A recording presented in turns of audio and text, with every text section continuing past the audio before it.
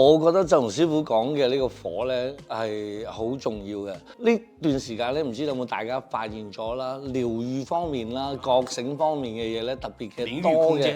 係點解咧？因為大家太焦慮啦。我哋離中虛呢個卦咧，喺國內咧有一種病嘅叫做空心病啊，自己冇信仰，跟住冇依靠，自己好迷茫。咁咧。點解療愈出嚟咧？點解覺醒會出咗嚟咧？係有一班人需要去發光發熱，去帶領呢一班人去行翻佢自己應該有嘅信仰道路裏邊嘅。所以咧，從事呢方面行業嘅人咧會越嚟越多啦，同埋咧正念嘅人亦都會越嚟越多。因為如果冇呢種正念咧，佢冇辦法去對抗人咧呢個火推得太旺咧，呢種貪婪嘅心啊，呢種投機嘅心啊，亦都會出嚟。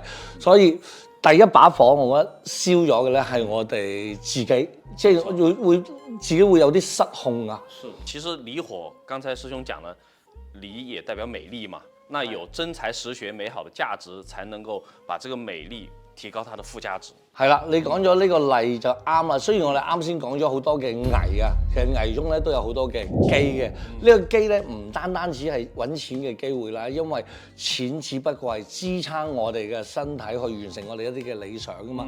如果係更深層次嚟講嘅話，我哋係覺得覺醒嘅機緣已經嚟，因為喺外在呢個大環境變動嘅時候咧，逼住我哋啊，唔可以按部就班，唔可以咁盲目去度每一日啊。咁啊，佢會逼我哋去思考，我哋人生除咗隨波逐流之外咧，仲有乜嘢真正嘅價值同埋熱愛我哋去做咧？呢個咧丙午年咧係送俾有心人最大嘅禮物。那2026年我們在健康上面又需要注意些什麼呢？